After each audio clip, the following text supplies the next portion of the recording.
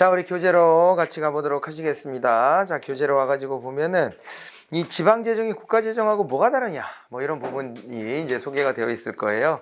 다른 점은 여러 가지가 있죠. 자, 이게 국가재정과 지방재정의 비교를 한번 해보도록 하겠습니다. 국가재정과 지방재정에 대한 비교인데, 지방재정에 대한 비교. 자, 국가재정이다 그랬을 때의 국가재정 같은 경우는 얘는 이제 뭐 중앙정부의 재정 아니겠습니까? 네, 그러다 보니까 중앙재정 같은 경우에는 이 능력 원칙에 따라서 세금을 걷는 것에 대한 의존도가 매우 크다, 이렇게 보시면 됩니다. 그래서 국가재정은 여기는 이제 응능주의라는 말을 써요. 응능주의. 이제 다시 말해서 능력 원칙이죠. 능력이 큰 사람이 어떻게 하는 거예요? 능력이 큰 사람이 세금을 더 내줘야 된다, 이 말이에요. 능력이 큰 사람이 세금을 더 내준다, 이렇게 되는 것이고, 지방재정 같은 경우에는 어떻게 되냐면 응익주의라고 합니다. 응익주의. 자, 이렇게 해가지고 여기서는 이제 수혜의 원칙 같은 것들이 적용이 조금은 더 된다. 근데 지방재정에서도 지방세 비중이 큰데 어떻게 이제 수혜의 원칙만을 따르겠습니까? 상대적인 거다. 항상 행정학 공부할 때는 비교할 때 상대적으로 그렇다. 상대적으로. 그게 뭐랑 비교하느냐에 따라서 이게 우리가 해설도 달라져야 된다 그랬잖아요.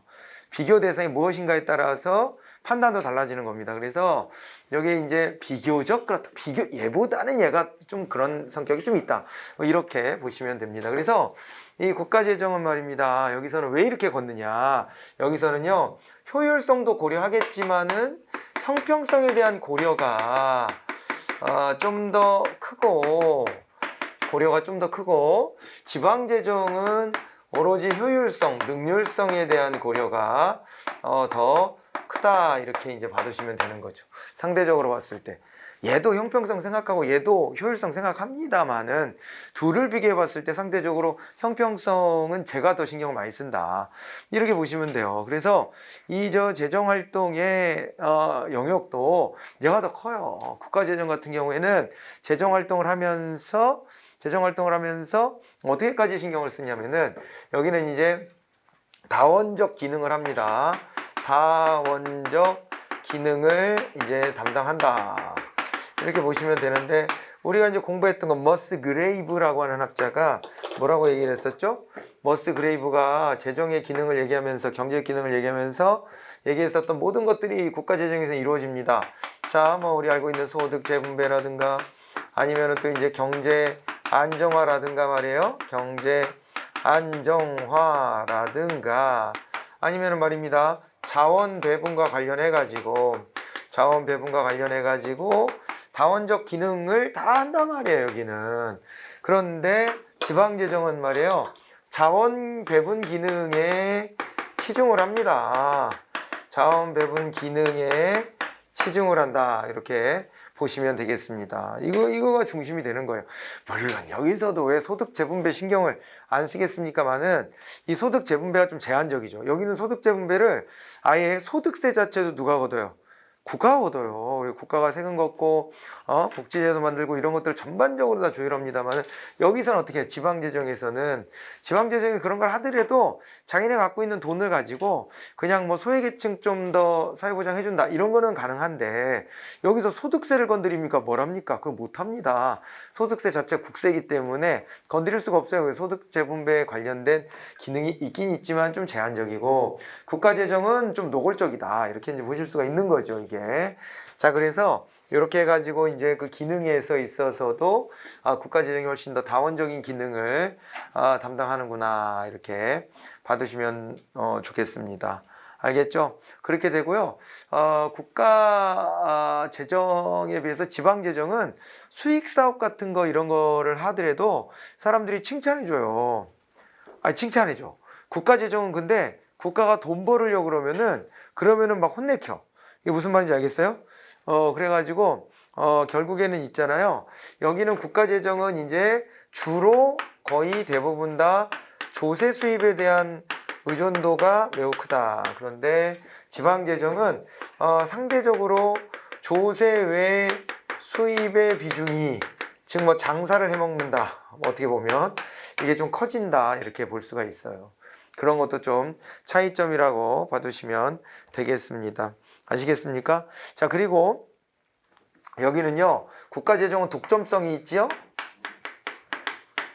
독점성이 있잖아요. 하나밖에 없잖아, 국가는. 근데 여기는요. 경쟁성이 있죠. 쟤네보다 니네가 잘했다 못했다 이런 것들에 대한 비교를 자꾸 받죠. 경쟁성이 있고요. 그 다음에 또 있잖아요. 이동성도 어때요? 국가재정 같은 경우에는 국민들의 이동성이 없잖아요. 그러니까 이 안에서 세금이나 이런 것들에 대해서도 뭐 전국 일률적으로 이렇게 딱 적용해 버리는 거지만은 여기는 잘못하면은 이동성이 생길 수 있다. 물론 우리나라는 이동하지 못하게 이렇게 만들어 놨지만은 그죠?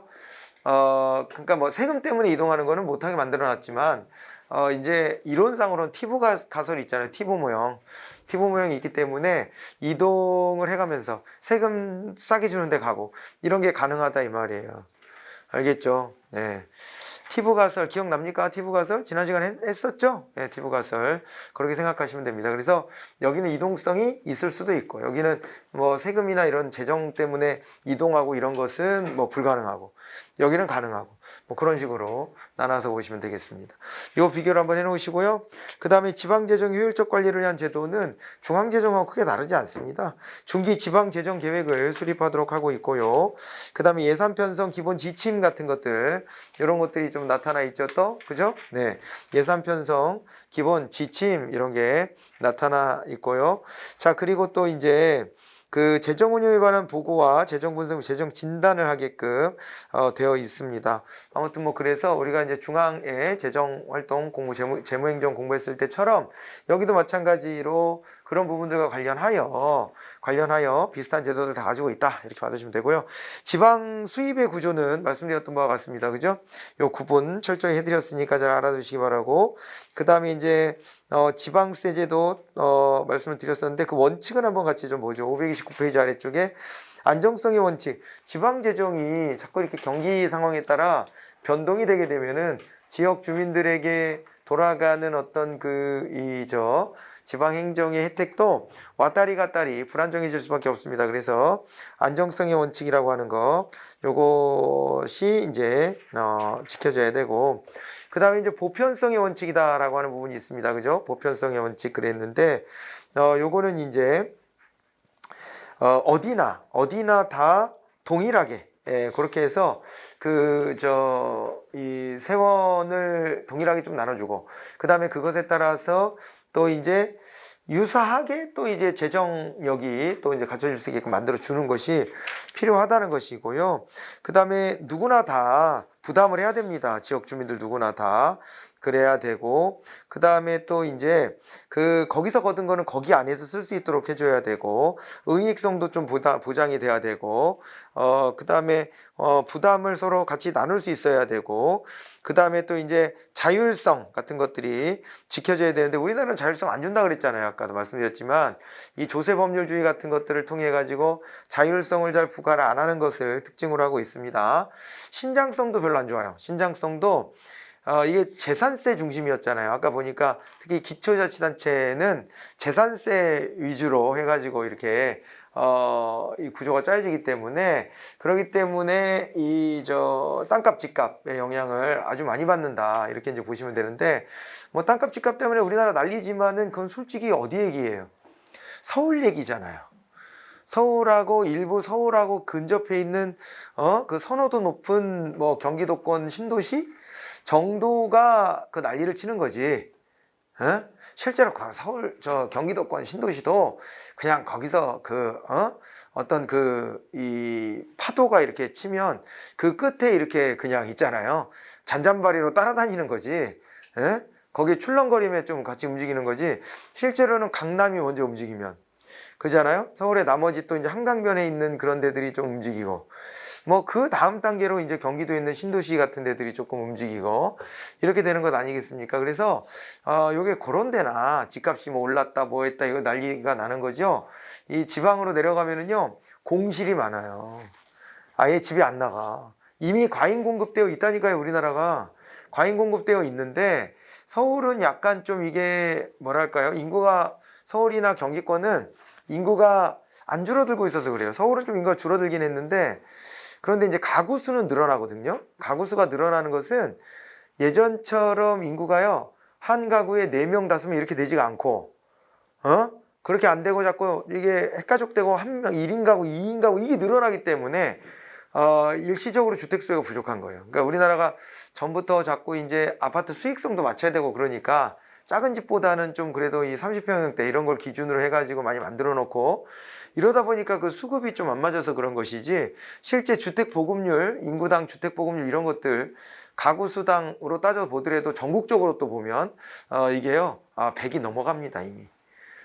그래서 그러는 거예요. 당장에 여러분들이 한 10년 살고 말 거면 그럼 부동산 투기 열심히 하셔도 수익을 거둘 수 있습니다.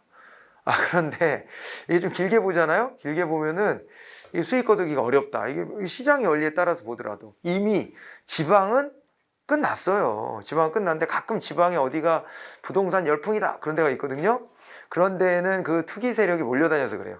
한때는 그 저 부산의 해운대 여기가 장난 아니었고 거기는 또 이렇게 되게 고층 건물 같은 거 많이 져가지고 그거 안 좋아요 여러분. 30층 이상 그 올라가 살고 그러면 소방차 그 저 사다리 차도 못 가. 안 좋다고. 그 저 해운대에 있는 데들은 태풍 한 번 오면은 공포에 떨었다. 맨날 기사가 그거예요. 바람 불면 그거 얼마나 흔들리겠어. 이 높은 것도 일부러 흔들리게도 만들어 놓잖아요. 근데 그 사람 심리가 얼마나 불안하겠냐고 그게. 그저 아무튼 뭐 그런 데다가 뷰가 좋다는 이유로 그냥 엄청 높은 것들 막 져놓고 그렇게 부촌을 형성해 놨는데 그런데 아무튼 거기가 부산에서는 가장 또 부자 동네고 이러긴 하지만은 거기 부동산이 이렇게 확 올랐다가 다시 또 이렇게 좀 이렇게 진정 국면 이렇게 되고 한때는 그 일본 사람들이 거기다 또 집을 많이 산다고 뭐 그런 얘기도 있고 그랬었는데 아무튼 이제 그게 그런 정도 뭐 지방에서 얘기하자면 세종시가 요즘에 난리도 아니에요. 세종시 예.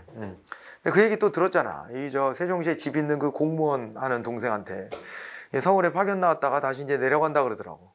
야, 그래 너 그 집 막 집값 많이 올라서 너 좋겠다 야. 그 한 3배 올랐지? 아이, 형 3배는 안 되고 2배 반? 이러면서 아니 2배 반. 그리고 거기서 살아야 되는데 그 집에 살아야 되는데 뭐 그 집값 오른다고 뭐 팔을 것도 아닌데 그 뭐 이득 될 것도 없고 세금만 많이 내고 그렇죠 뭐 이러는데 그 뭐 가진 자의 여유랄까 이런 게 살짝 묻어납니다. 자, 그런데 세종시가 엄청 올랐더라고요. 여러분 국가직 붙으면 이제 집 구하느라고 고통받게 생겼어. 진작 공무원 해가지고 거기다 집을 하나 장만해놨어야 되는데 이 몇 년 전만 해도요 세종시 집값이 매우 싸가지고 그래가지고 뭐 집이 뭐 저기 분양이 안 된다 뭐 이러고 있었거든요. 그런데 여기도 투기 광풍이 한번 몰아가는 것 같아요. 그러니까 지방은 그렇게 약간의 그 예외들 빼고는 진짜 나머지 지역은요 장난 아니에요. 장난 아니게 집값이 하락하기까지 합니다. 집이 오래되면 점점 하락해요. 그러니까 이런 문제가 있는데 자 이걸 다시 이제 우리 지방 재정으로 연결해 봅시다. 그랬을 때 재산세를 걷어서 그걸로 생활하는 기초자치단체 입장에서는 어때요? 이게 신장성? 이거는 바라지도 않아. 유지라도 되면 좋겠다. 그죠? 유지라도 되면 좋겠어. 신장성이 있으려면은 땅값 집값이 올라가야 신장한다는 거예요. 이 얘기는 뭐예요? 그러면은 결론은 땅값 집값을 올립시다 입니까? 그게 아니고 지방에 주는 세금의 종목들을 재편할 필요가 좀 있다는 얘기죠. 그러니까 경제가 성장하면은 이런 거 소득세나 법인세 같은 것들이 많이 늘어날 거예요. 또 소비할 때 소비가 늘어나니까 소비세도 많이 늘어나겠죠. 근데 그거 다 국세예요, 우리나라에. 그 3대 국세입니다. 3대 국세. 3대 국세. 국세에서 가장 큰 비중 차지하는 게 재산세, 법인세, 부가가치세. 이거거든요. 이거 다 국세야. 그러니 뭐 국가 경제가 성장하면은 국가 재정은 좀 빵빵해지는데 지방은 어떻게 된다는 거예요? 그럴 건덕지가 없다 이 말이에요. 건덕지가 말이야. 이해 왔어요? 충분히? 그래서 신장성에서 좀 거리가 멀다. 요거 기억 꼭 해놓으시라고 제가 지금 말씀을 길게 드리고 있는 겁니다. 알겠죠? 충분히 이해가 됐죠? 왜 그런지 구조가 그렇게 되어 있다. 일부 뭐 서울의 강남 3구 이런 데만 가지고서 우리가 판단할 게 아니에요. 그리고 요 참에 하나 더 말씀드릴게요. 여기 나왔어. 530페이지 거기 동그라미 3번 서울시 재산세 공동과세라고 돼 있죠. 이거는 뭐 좀 심화적인 얘기입니다. 그래서 뭐 흔히 시험에서 자주 보이지는 않는데 여러분 이게 이제 서울도 좀 문제가 있어요. 서울도 이번에는 이 투기를 정부가 못 잡은 것을 비판받아 마땅한 것이 어떻게 보면 이제 경제가 어려우니까 돈을 계속 풀잖아요. 푸는데 풀면서 부동산 대책이 뒤따라가다 보니까 이 모양인 거예요. 그래서 선제적인 대응을 못하고 한 것은 사실 할 말이 없습니다. 이걸 갖다가 뭐 정부가 이렇게 부동산 정책을 해놨는데 여러 가지 뭐 이유 때문에 그랬습니다라고 말하는 것도 뭐 아니 그럼 누가 책임지는데? 그럼 이렇게 된 것은 이번에 왜 이렇게 책임에 대한 그 원성이 높냐면 서울에 안 오르던 데까지 올라. 안 오르던 데까지. 그래가지고 그 강남 3구 이외에 무슨 말들이 생겼냐면 마용성이라는 말이 생겼어. 그래서 그게 마용성의 마포, 용산, 그 다음에 성동구 이런 데 집값이 한강변에 있는 데들 막 올라가더니 노도강이라는 말이 생깁니다. 노도강. 노도강은 뭐냐? 노원구, 강북구, 도봉구 이런 데예요. 여기는 백날 뭐 이렇게 해도 집값 안 오르던 동네인데 집값이 많이 올랐어. 집값이 많이 올랐다고요. 그러니까 이게 어떤 건지 알아요? 집값이 올라가니까 집 못 사고 있던 사람들은 야 이거 뭐냐 따라갈 수도 없네 그러고 불만 가질 수밖에 없고 그 다음에 집값이 이제 막 올라간 데들은 야 우리도 모처럼 집값이 올랐는데 정부가 강력한 규제 정책으로 이것을 갖다가 집값을 다시 떨어뜨리려고 하고 세금 더 내라고 그러고 이러니까 또 불만 쌓이고 여기서 요도 먹고 저기서 요도 먹고 다 그렇게 하는 거예요. 그런 겁니다. 이 정책의 실패에 대해서 처절하게 다시 한번 좀 곱씹어 봐야 되는 거예요. 어쨌거나 이런 일이 벌어져 버렸는데 돈을 풀면 부동산 투기가 올라갈 것은 지극히 자명한 일인데 그런데 이제 그것에 대해서 선제적 대응을 하지 못하고 사후 약방문을 계속 뒤쫓아다니니까 그러니까는 이렇게도 욕먹고 저렇게도 욕먹는 겁니다. 솔직히 그 정부 책임이 아니 무슨 일이든 정부 정책이 결과가 잘못되면 그 정부 책임이고 누구 책임이야. 아무튼 이런 것들에 대해서 정부도 조금 더 전향적으로 잘 좀 들여다봐야 될 것 같기도 하죠. 그죠? 자, 이제 이 얘기를 드린 이유는 서울에 지금은 다 올라가지고 뭐 할 말이 없어져 버렸는데 이전에는요, 다 보면은 하기사 지금 뭐 다 올라도 강남 올라간 거 그걸 따라가겠어? 여전히 격차가 크죠. 근데 옛날에는요, 노도강 이런 데는 안 올라가는 동네고 강남 상구는 엄청 올라가고 이러니까는요, 이게 이제 재산세 격차가 너무 커. 서울 내에서조차. 서울은요, 재정 자립도가 높은 동네죠. 당연히. 아니, 우리가 노도강 이러니까 강남 상구랑 비교해서 뭐 재산세가 적다 이런 얘기지. 거기 서울 아니야? 거기 서울이잖아요. 딴 데보다 당연히 집값 비싸고, 그 다음에 재산세 수입도 괜찮은 데들이죠. 그러기 때문에 어디 뭐 경상북도 뭐 청송군, 전라남도 뭐 구례군 이런 데보다 재정 자립도가 훨씬 비교도 할 수 없을 만큼 좋을 거 아닙니까? 그러지만은 서울 내에서는요, 너무 격차가 또 큰 거예요. 서울 내에서는. 그래가지고 이걸 갖다가 이 격차를 줄이자고 서울시만 특별법을 만들었어요. 특별법을 만들어서 아까 재산세는 어디가 걷는 거예요? 기초자치단체가 걷잖아요. 그런데 서울은요, 공동과세라 그래서 재산세를요, 서울시도 과세하고 구도 과세합니다. 그래서 공동과세예요. 그래서 반띵해. 왜 반띵을 하느냐? 서울시가 절반을 가져간 다음에 그러면은 이게 집값 비싼 데선 더 많이 거쳐질 거 아니에요? 맞죠? 그렇게 거둔 거지만은 이걸 갖다 그냥요, 통 크게 25분의 1, 서울의 구가 25개거든요. 25개 구가 있어. 그래서 이거를 25분지 1로 탁 잘라버려. 25분지 1로 탁 잘라버린 다음에 그 n분의 1로 그렇게 주는 거예요. 다시 나눠줘. 구에다가 25분의 1로 나눠서 다시 나눠줘. 그래서 이 재산세 격차를 좀 완화하려고 하는 거예요. 강남구는 예전에 보면 맨날 뭐 도로에다가 나무를 심었다가 거기다 뭐 냇물을 흐르게 했다가 그랬다가 다시 뭐 엎고 돈이 남으니까 별의별 짓 해보고 싶은 걸 막 다 해보는 거예요. 그 너무 재정 낭비지. 그래갖고 이게 뭐 예전부터요. 이게 제가 이 얘기 들은 게 벌써 한 20년 넘은 것 같은데 그런 얘기 있었다고요. 강남구에서 보도블럭 한 2년, 3년 만에 한번 교체하면은 그 교체한 거 의도다가 의도다가 다른 데 강북에 있는 구 같은 데 의도다가 자기네 오래된 데 갈고 그런다 그랬었어. 아 진짜로요. 네? 그런 거 가져다가 당근마켓이지 거의. 남의 중고 가져다가 이 쓸만한 데 이걸 왜 버려 이러고 가져다 쓰고 아이 이 그죠? 이 격차를 해소하자 이런 취지라고 생각하시면 됩니다. 자 이제 이렇게 해가지고 이 서울시 이 공동과세제도 이해하시면 되겠고요. 지방채는 자율성이 좀 높아졌다가 특징이에요. 채권도 말입니다. 채권도 부채인데 채권은 부채잖아요. 부채인데 잘 활용하는 게 이게 레버리지 투자라 그래서 필요한 부분이 있습니다. 여러분 있잖아요. 정부의 이제 재정을 보면은 여기 있잖아요. 자산이 있을 거 아닙니까? 자산.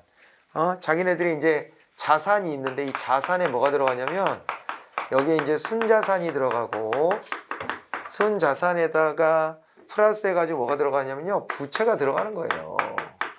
부채가 들어갑니다. 부채가 들어가는데 요 얘기는 순자산은 어떻게 된다는 거예요? 자기네 진짜 자산, 진짜 찐 자산은 자산에서 뭘 빼주는 것이다? 부채를 빼주는 것이다 이 말이에요. 자산에서 부채를 빼주는 것이다 이 말이에요. 자산에서 부채를 빼주는 것이다. 이렇게 빼주면은 순자산 자기 돈이에요. 근데 이 부채가 많으면 되게 나쁘다고 인식하지만은 뭐 좋을 거야 아니지. 내 순자산이 많은 게 좋지 부채가 많은 게 좋은가요? 그렇지만은 내 순자산이 한 큐에 뭐 막 늘어나고 이렇게 하기는 어렵잖아요. 그럴 때 이 부채를 잘 활용해서 그래서 필요한 데다가 재원 마련해 가지고 지출하고 이렇게 하는 것이 필요한 부분이에요. 아시겠어요? 그렇게 활용하는 겁니다 다. 여러분들 내 집 마련 어떻게 할 거예요? 내 집 마련은 내 집 마련은요, 내가 어느 정도 돈을 모은 다음에 그걸 가지고 은행에 대출 받아서 하는 거예요. 그렇게 안 하고 그걸 다 순수히 다 모아서 산다. 그러면 그때 집값 계속 도망가. 앞으로는 어떻게 될지 모르지만 아까 이제 한 10년 뒤부터는 이게 수급이 안 맞아가지고 어떻게 될지 모른다. 사실은. 대혼란에 빠질 수도 있다. 그런데 어쨌건 지금 추세까지만 놓고 보면은 못 쫓아가 절대. 그래서 다 어떻게 하는 거예요? 레버리지 하는 거지. 레버리지. 지렛대. 그래갖고 부채 좀 빌려가시고라도 월세 내는 것보단 낫잖아. 내 집값 올라가고 그러면 또 내가 살아가는데 얼마나 안정감이 있어요. 남의 집 살면은 옛날부터 남의 집 살면 이 못을 많이 박았네 막 이러고 와서 잔소리하고 막 그잖아요. 집 함부로 썼다고 뭐라고 하지. 뭐 그 다음에 뭐 때 되면은 뭐 올려달라 하지. 그 다음에 뭐 나가달라 하지. 뭐 스트레스입니다. 그리고 이번에 나가라 그러면 어떻게 하지? 걱정되기 시작하는 것부터가 스트레스인 거예요. 짜증나지 이거. 그래서 저렇게 이제 그 주택담보대출 같은 걸 활용해서 내 집 마련하고 다 그렇게 활용하지 않습니까? 기업도요, 돈 잘 버는 기업도 그렇게 합니다. 삼성이 부채가 이거 한 10년 더 된 얘기인데 그때 부채가 130조쯤 되고 그랬거든요.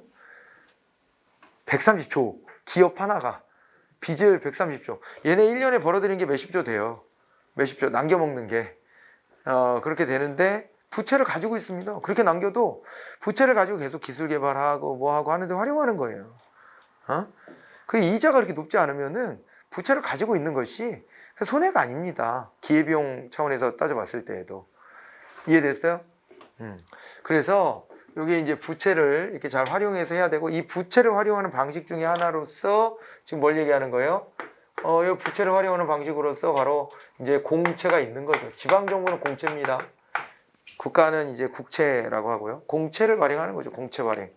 공채를 발행합니다. 근데 이 공채 발행에 자율성을 좀 줬어요. 전에는 공채를 발행할 때마다 다 간섭질이었는데 중앙정부가 간섭질이었는데 지금은 그 부채 발행 한도를 정해놨습니다. 부채 발행 한도를 정해놓고 그 부채 발행 한도 내에서 부채 발행할 때는 자율성을 가지고 지방의회 동의만 구하면 그러면은 부채를 발행할 수 있게끔 되어 있어요. 아셨어요? 네, 그렇게 해서 부채를 발행을 합니다. 그렇게 부채를 발행을 하는데 그런데 있잖아요.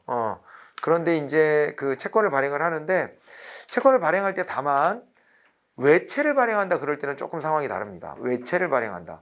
외채를 발행한다라고 하면은요, 외국에다가 채권을 발행하는 거 아니에요. 그럴 때는 아무리 허용된 그 부채 발행 범위 내라 할지라도, 그러니까 채권 발행에 액수 범위 내랄지라도 그 외채를 발행할 때는 행안부 장관의 승인을 구해야 되고요. 그런 통제는 아직 남아 있습니다. 그리고 그 이제 채권 발행 액수 한도를 넘어가서 또 발행하고자 한다. 그럴 때도 필요하다면 행안부 장관의 승인을 얻어서 발행하는 것은 불가능하지는 않습니다. 네. 그 얘기를 기억을 해 놓으시면 되겠어요. 알겠죠? 자, 그래서 여기 보면은 이제 두 번째 거 설명에 뭐라고 돼 있냐면은 여기 대통령령이 정하는 지방채 발행 한도액의 범위인데 당의 지방자치단체 전전년도 예산액의 10분의 1 범위 정도 된다. 이렇게 되어 있죠. 그죠? 네. 이렇게 해가지고 요 정도로 정해가지고 그 지방의 의결을 얻어야 합니다. 전에는 발행할 때마다 행안부 장관의 승인을 얻었어야 되는데 그거는 폐지됐다 이 말이에요. 하지만은 지방채 발행 한도액 범위 아니라도 외채를 발행하는 경우에는 지방의회의 의결을 거치기 전에 행안부 장관의 승인을 얻어야 된다. 이렇게 이제 받으시면 되겠고, 그 밑에 거에 보시면은 자, 지방자치단체 발전과 관계 있는 사업을 위한 경우 등 대통령령이 정하는 사유가 발생하는 경우에는 행안부 장관의 승인을 얻은 범위 안에서 지방의 의결을 얻어 지방채 발행 한도액의 범위를 초과해서 지방채를 발행할 수도 있다라고 되어 있습니다. 맞습니까? 이런 정도는 기본적으로 좀 알아놓고 가시는 게 필요하겠다 보여져요. 됐을까요? 네, 그렇게 하시고요. 지방재정조정제도 그래가지고 지방교부세에 대한 얘기가 나와 있고, 그 다음에 이제 국고보조금에 대한 얘기가 나와 있는데 다 말씀드린 바와 같습니다. 여러분 종합부동산세는 뭔지 알죠? 그러니까 부동산은 이렇게 돼요. 재산세로 세금을 내잖아요. 일단은 그 재산세를 내는데 내가 만약에 이래요. 내가 서울에도 집이 하나 있고 그 다음에 저 부산에도 하나가 있고 세종시에도 하나가 있어. 그럼 어떻게 되냐면은 이게요. 각각 있잖아요. 내가 집을 가지고 있는 기초자치단체에서 나한테 이제 세금을 매겨요. 그러니까 세종시는 여기는 단층제니까 세종시가 직접 매길 거고, 서울 같으면 내가 서울에 뭐 어디 저기 은평구에 집이 있다 그러면 은평구에서 나한테 세금을 매길 거고요. 부산에서는 어디 뭐 저기 부산 부산 진구에 내가 집이 있다 그러면 부산 진구청장이 나한테 세금을 매길 거예요. 알겠죠? 그렇게 매길 텐데 종합부동산세는요 별도로 이와 별도로 당신 그저 부동산이 얼마나 짓지? 전국에? 이렇게 다 합산해봐. 합산해서 일정액 이상이 되면은 별도로 세금을 한번 더 물리는 거예요. 국세로. 이번에는 국세로. 그 종합부동산세 언제 신설했냐? 노무현 정부 때. 그때도 집값이 엄청 올라갔거든요. 집값이 엄청 올라가가지고 그것 때문에 집값이 올라가서 결과적으로 그때도 정부가 막 난리가 났었습니다. 그래서 없던 세금 하나를 신설을 했죠. 욕을 엄청 먹어가면서 신설을 했는데 그것도 시간이 지나다 보니까 당연하게 받아들이고 있어요. 원래 세금이 다 그런 거라니까. 처음 만들 때는 왜 여기다 세금 매기냐고 막 저항하지만은 시간이 지나면 그냥 그러려니 되어져요. 왜 그러냐? 원래 세금이라는 게 시비 걸어서 매기는 거거든. 근거를 만들어서 그냥 신설해서 하는 거예요. 옛날에 네덜란드에는 창문세가 있었다는 얘기를 내가 한번 했나? 네, 그러니까요. 그렇게 시비 걸어서 매기는 거니까 종합부동산세도 야, 너 부동산 이렇게 많아? 야, 세금 내? 그러고서 그냥 물리는 거예요. 처음에는 안 내던 거 내라고 하니까 얼마나 불만이 많겠어요. 난리도 아니에요. 난리도 아닌데 집값 올라간 거에 비하면 정말 새발이 피지만은 그거 내라고 하면은 진짜 막 거의 혁명 일으킬 것처럼 폭동 일으킬 것처럼 난리를 쳐. 그런 정도로 했지만은 지금 또 이제 시간이 지나다 보니까 그거는 이제 어느 정도 안정이 됐는데, 이거를 맨 처음에 만들 때 그걸 국가가 세금 더 거둘 목적으로 한 건 아니잖아요. 집값을 안정시키기 위한 목적이었기 때문에 이거 거둔 걸 갖다가 중앙정부가 안 쓰고 그걸 어떻게 하는 거예요? 지자체에 나눠주는 거예요. 지자체에 지역 균등 발전을 위해서 주겠다 해가지고 지자체에 이제 부동산 교부세 항목으로 다 줘버리는 것이다. 이렇게 보시면 됩니다. 알겠죠? 네, 그렇게 되고, 그 다음에 이제 소방안전교부세, 요거는 이제 지역마다 소방관들 처우가 다 다르고, 그러니까 소방공무원들, 소방공무원들의 처우가 다 다르고, 그리고 심지어 뭐 돈 없는 데는 돈이 물건이 잘 안 나와가지고, 그래가지고 뭐 저기 방화 장갑 이런 거를 막 본인 돈으로 사고, 이런 일들이 좀 있었거든요. 그래서 이거 돈 없어서 그렇게 하면 안 되겠다 그래갖고 20% 정도 담배 부과되는 개별 소비세. 우리 담배 피는 분들이 훌륭한 분들이에요. 너무 그렇게 째려보고 그러지 마시고 국가의 발전을 위해 또 그다음에 이 소방공무원 처우 개선을 위해서 열심히 또 기여해 주시는 분들이기는 합니다. 그리고 요즘에는 본인들도 되게 건강해집니다. 담배 피면서. 왜 그러냐면 이렇게 높은 데에서 계속 시간 날 때마다 오르락 내리락 움직임이 많아. 참 그래서 담배 피는 게 꼭 이게 건강에 안 좋은 일인지도 좀 헷갈려져 버려. 아무튼 간에 담배 피는 사람 거의 죄인이지 않습니까? 요즘에는 담배 여기서 피우는데 냄새 나면 다 째려보고 가니까 저만 해도 막 갈구고 갑니다. 막 여기서 담배 피는 거야? 누구야? 막 이렇게 일부러 큰 소리 내고. 자, 그러면, 이거 자기도 모르게 자꾸 숨더라고, 이 사람들이. 점점. 막 깜짝 놀래가지고. 그러니까 이게 사회적 분위기가 그렇게 되니까 담배 피는 게 무슨 죄인같이 돼버렸어요. 죄인같이. 왜냐면 이게 외부 불경제를 일으킨다. 이것 때문에 그런 거 아닙니까? 남한테 피해주지 않으려는 그런 국민의식이 있어서 그래요, 그게. 담배 피는 사람도 점점 어떻게 되냐면 피해를 주면 안 돼라는 생각을 하니까. 자기가 그거를 받아들였기 때문에 자기는 담배를 어쩔 수 없이 피지만은 피해를 덜 주려고 노력하게 되는 이런 경향들이 있고 스스로 움츠러들고 이러는데 어쨌거나 뭐 우리 담배가 애매한 게 박근혜 정부 때 담배 피지 말라고 그래가지고 저 담배 부과되는 세금들을 다 올렸는데요. 올렸는데 그때 담배가 한 5, 6천 원씩으로 상승한 거 아니야? 한 2, 3천 원 하다가 그렇게 됐어요. 근데 그때 어디였지? 조세연구원인가? 어디서 연구해 보니까 그 정도면은 딱 담배를 안 끊으면서 세금을 더 낼 정도 수준이다. 요게 이제 경제 공부하시면 이 탄력성 개념이 있는데 비탄력적이거든. 가격이 올라도 그냥 펴, 사람들이. 처음에는 열받으니까 사람들이 막 갑자기 담배 안 핀다 그러고 전자담배로 바꾸고 막 그러더라고요. 그런 사람들이 많았습니다. 내가 누구 좋으라고, 내가 박근혜 정부 좋으라고, 내가 이거 담배 더 필 것 같아, 내가? 이러면서 막. 그러더니만은 뭐, 몇 달 지나니까 또 똑같아지고, 이렇게 되더라고요. 아무튼, 담배 세금이 아주 많이 붙어요. 아까 담배 소비세 따로 있잖아요. 그리고 부가가치세가 또 있어요. 부가가치세가.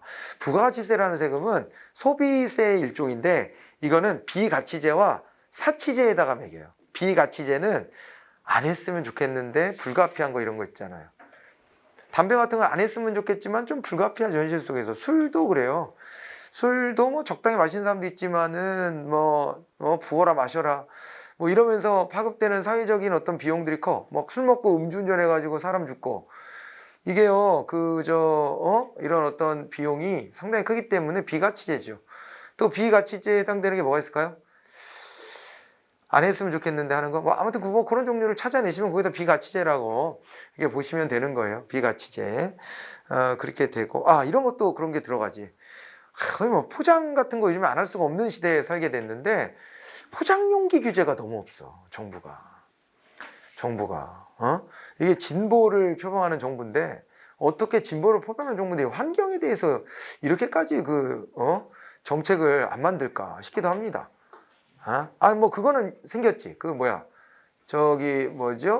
머그컵 같은 거 뭐 쓰게 하고 이런 정책은 있었습니다만은 아무튼 간에 이제 그래갖고 포장용기가 너무 많이 나와.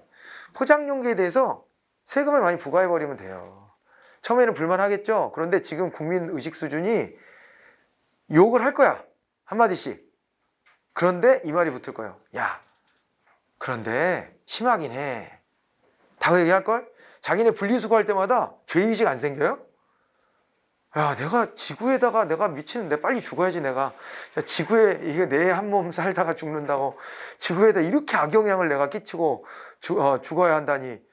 매주 나오는 쓰레기를 보면은 이건 아닌 것 같은데 하는 생각이 너무 많이 드는데 문화를 확 바꿔줘야 되거든요. 사람들이 이걸 추접스럽게 느끼지 않아야 돼. 포장할 때 내 용기 가지고 가서 여기다 대충 담아주세요. 어차피 예쁘게 안 해도 돼요. 어차피 뱃속에 들어가면 다 섞이니까 그냥 담아주세요. 이렇게 하는 게 문화가 돼야 된다고. 그게 안 쪽팔려야 되는데 내가 해봤는데 정말 쪽팔려요. 가서 여기다 담아달라고 그러면 내 용기를 가져갔더니 다 쳐다봐. 앉아서 뭐 먹던 사람도 쳐다보고 뭐야. 그리고 그런 느낌 있잖아. 왜 지만 잘났나? 또 이런 거 같은 잘난 척하는 것 같은 느낌도 들고 이거 이상해진다니까 사람이. 못하겠더라고. 근데 그런 문화를 만들고 이렇게 좀 한다면은 좋아질 텐데 배달이 물질이 많아지면 그것도 하기가 좀 힘들어져요. 근데 강력하게 이걸 규제하잖아요. 그러면 재료를 그 원료를 바꿀 겁니다. 그러니까 이런데 저 스타벅스 같은 데가 그나마 우리가 미워할 수 없는 이유가 이게 뭐 보면은 그래도 조금이라도 친환경적인 거를 뭘 해보려고 하고 이거 하지 않습니까? 종이 빨대도 하고 막 그런 게 단가가 더 들어가니까 안 하는 거거든요. 근데 그거를 플라스틱 빨대 하나당 100원씩 세금 붙여봐. 100원 너무한가? 플라스틱 빨대 하나당 뭐 10원, 20원씩만 세금 붙여도 단가가 더 비싸지니까 종이로 바꿀걸? 그러지 않을까요? 그런 식으로 해가지고 유인을 해야 되는데 아무튼 이제 그런 게 비가치제입니다. 우리가 환경 오염시키는 그 물질들 막 쓰는 것들 비닐 같은 것도 너무 약해. 비닐봉지 강력 단속해가지고 비닐봉지 하나에 한 300원씩 받고 그래야 돼. 에? 50원이어도 잘 안 하게 되잖아요. 한 300원씩 해봐. 그럼 절대 비닐봉지 달라고 안 할걸. 그리고 비닐봉지 이렇게 해가지고 이렇게 넣고 다니고. 제가 그나마 그거 좀 해보려고 파리바게트 같은 데 갈 때 저번에 샀던 종이봉투를 쪽팔리니까 꾸깃꾸깃 해가지고 주머니에다 이렇게 넣고 가가지고 그런 거 필요 없어요 이러고 받아다가 거기다 넣고 그런데 그 넣을 때마다 쪽팔려 괜히. 이 문화가 바뀌어야 된다. 이게 쪽팔림이 아니라 당연한 게 돼야 되는데 실천하기도 참 어렵다. 이게 뭐라도 하나 종이가 됐더라도 그나마 종이봉투로 거기는 하는 거잖아요. 그럼에도 불구하고 덜 쓰면 좋잖아 그런 것도. 근데 그 종이봉투 한번 사가지고 한 번 쓰고 버리기에는 너무 아깝지 않아요? 그 종이가 너무 멀쩡하고 튼튼하게 잘 만들었던데 빵 담는 데는 전혀 지장이 없는데 그걸 한 번 쓰고 버리게 되는 것도 그렇고. 그리고 그러다 보니까 사람들이 신경을 잘 못 써갖고 저도 어디 갈 때 장바구니 갖고 가야지 했다가 맨날 까먹어. 까먹는 이유가 별로 크게 안 다가오니까 그러는 거예요. 그게 아주 크게 나한테 불이익이 오면은 습관이 될 텐데. 자, 환경에 대한 걱정이 요즘에 제 머릿속에 많이 자리 잡아서 쓸데없이 길게 얘기했습니다. 자, 아무튼 이런 게 이제 비가치제니까 그런 데다 세금 매기는 거. 이런 게 이제 뭘로 매기는 거다? 개별 소비세. 그리고 사치품에다 매기는 거예요, 사치품. 자동차도 약간 그런 성격이 있어, 참.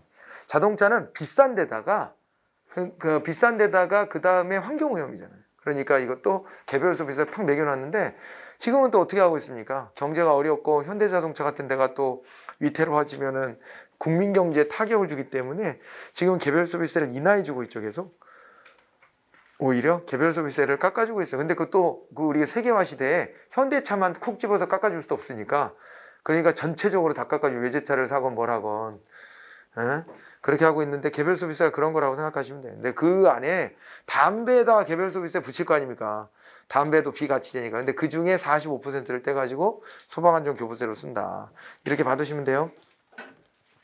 자, 국고보조금은 아까 이제 말씀드렸던 그 이제 틀 속에서 잘 받아들이시면 됩니다. 그리고 이제 그거 봅니다. 상급자치단체에 의한 재정교부금이다. 이렇게 되어 있는데, 이제 이거 정확한 명칭이 뭐라 그랬어요? 아까 조정교부금이라 그랬죠? 조정교부금이다. 그 밑에 이게 그렇게 잘 써 있을 거예요. 예, 조정교부금이라고. 그래갖고 시도지사는 시군에서 징수하는 광역시세, 도세, 이렇게 돼 있죠? 광역시세와 도세가 있습니다. 여기 원자력 발전에 대한 지역 개발세와 공동시설세 및 지방교육세 이런 거는 이제 빼고 27%에 해당되는 금액을 인구와 징수실적, 당의 시군의 재정사정에 따라 당의 시도에 관할 구역안에 시군에 배분한다. 27%. 근데 50만 이상의 대도시는 47%까지 가져가게 되어 있다. 이렇게 봐두시면 되겠습니다. 그러니까 시군에서 징수하는 광역시세 도세 중에서 어떻게 한다고요? 27%, 47% 이렇게 가져가게 되어 있다라고 하는 거 봐두시면 좋겠네요. 자, 이제 이런 개념으로 접근 한번 해보시고요. 됐죠? 그리고 하나 더 말씀드릴게요. 인천광역시 강화구는 그러면 세금 어떻게 나눠서 걷어야 되나? 인천광역시하고 그 밑에 강화군이야. 그 겹치는 게 있죠. 아까 그랬잖아요. 군에서 걷는 세금인데 광역시가 걷는 세금하고 이렇게 겹쳐지는 것들이 주민세, 자동차세, 그 다음에 또 저 지방소득세, 그리고 또 뭐 있었지? 저 담배소비세 이런 것들이 있다 그랬잖아요. 그거 어떻게 하지? 그거 어떻게 할까? 그거는 서로 걷겠다 하겠네? 원래 광역시가 걷는 세금인데 또 원래 군이 걷는 세금이기도 한데 광역시 밑에는 구가 있는 게 기본적인 거잖아요. 그런데 일부 인접한 군 단위가 광역시로 편입된 경우들이 있어요. 그럼 이 세금 걷는 거가 애매하잖아요. 그래서 원칙을 세워놨겠죠. 원칙은 뭐냐면 군이 걷습니다. 군이. 군이 걷어. 예. 시군세 요거 성격으로 걷어요. 광역시는 그거는 포기해야 돼. 그 지역에 대한 건. 그러니까 있잖아요. 내가 인천에 산다. 그럴 때 인천에 살아도 인천 중구에 살잖아요. 인천 중구에 살면 그러면은 자동차세를 인천광역시장한테 내야 되고, 그 다음에 내가 인천광역시 강화군에 산다 그러면은 그때는 어떻게 돼요? 그때는 강화군수한테 내야 되는 거예요. 강화군수한테. 됐나요? 자, 그렇게 해서 징수주체가 달라진다는 거 그것도 한번 참고로 봐두시기 바랍니다. 됐을까요? 네. 여기까지만 보죠. 여기까지 보고 다음 시간에는 기간과 권한으로 가보시면 되겠습니다. 오늘 너무 빨리 나오면 안 될 것 같은데 아쉽다. 네, 자, 네, 진도가 얼마 안 남았는데 오늘 종강하는 날인데 일단은 요 범위 종강하는 날인데 얼마 안 남았습니다만은 꼼꼼하게 보셔야 돼요. 예, 그래서 아무튼 페이지보다는 시간이 좀 걸릴 겁니다. 지난주부터 그런 느낌 있죠. 여기 넘어와서 되게 좀 시간이 좀 더뎌졌다, 팍팍 안 넘어간다 이런 거 있죠. 여러분들이 지방행정 어려워하는 이유 중에 하나는 이 디테일이 부족해서 그래요. 디테일이 중요해요. 재무행정에서부터 느끼셨을 거야.